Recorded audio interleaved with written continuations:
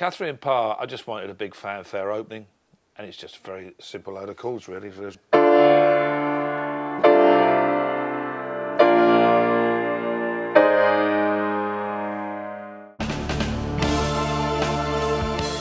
Catherine Parr was an interesting one. I wrote it when I lived in Jetter's Cross in the house. It is classically orientated, as everything I do is classically orientated, because that's what I did. I did, you know, yes, I played in rock bands and jazz bands and pally bands and dance bands and all sorts of different kind of bands. But I was basically trained as a classical musician.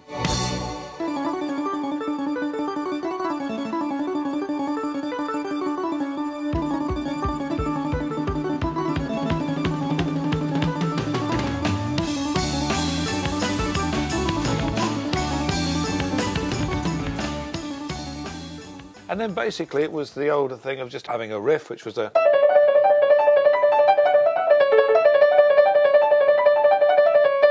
And then using the old tricks of the old people like Bach, you just have a counterpoint line, which was...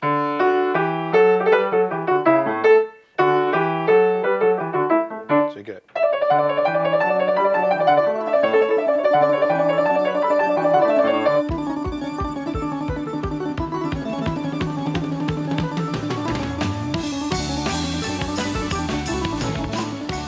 And then you go into solo modes, and then loads of other different additives, and the choir part. It's like a jigsaw.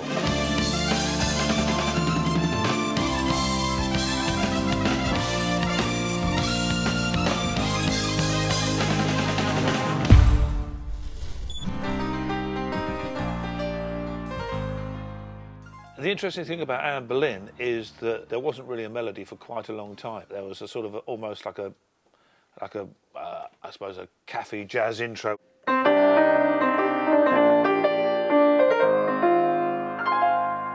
was like a little cafe intro type thing. And then there was a sort of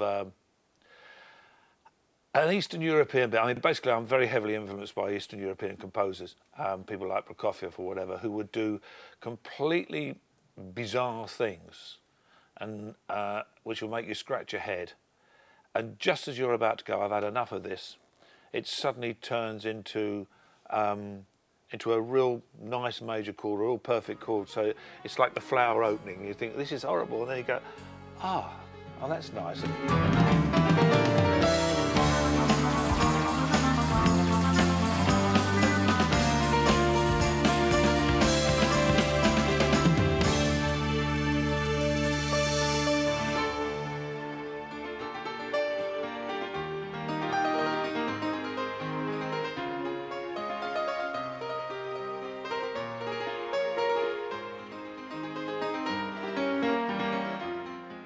A lot of Anne Boleyn is like that. You've got the gentle beginning, then you've got some sort of very, very weird bits, which I don't think we've ever played accurately on stage ever since. It sort of ends up as a... And again, I haven't played this for a long time, but it's...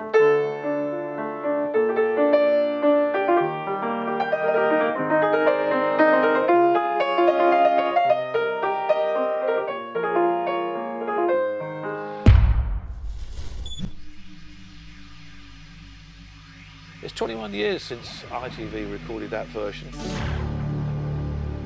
But what is interesting is it's that piece of music as it was at that time.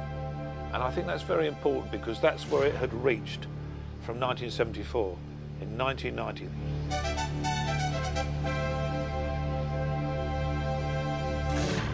It's the only area that you can put dates on things. You can see how music has developed since it first came about. And again, it's all down to technology.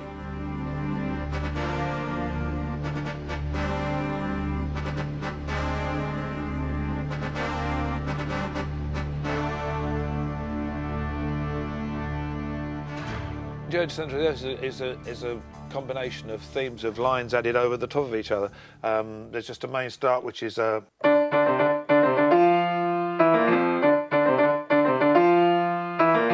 A lot of things sort of happening, a bit like walking along a road, and you try and take the listener along with you. Well, where's this road going to? And then eventually it comes to like a sort of the fanfare, which is...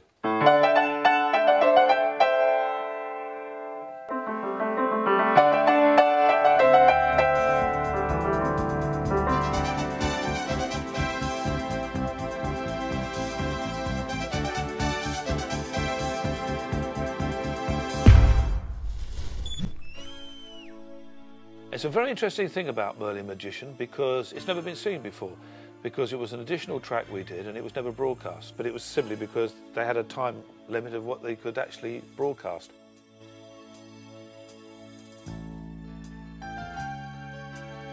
Not only has nobody ever seen this before, but it has vocals on it. Merlin Magician on the King Arthur album has no vocals. It was going to have vocals, but the original words that I wrote and put together I didn't like. So they were never put on the original version that was done back in 1975. However, when we were out on tour and playing the piece of music, I spent a lot of time working on the lyrics, and I managed to get them, so I was really happy with them. So that was the first known performance where the actual words were sung. Sing, oh magic man, your words of wisdom, choice of super plan. Ride your magic play when words of music drift and fade away. You gotta play the game, it's never played the same. You gotta turn and fight day and night. You gotta wave your wanders and as you respond to all your magic power.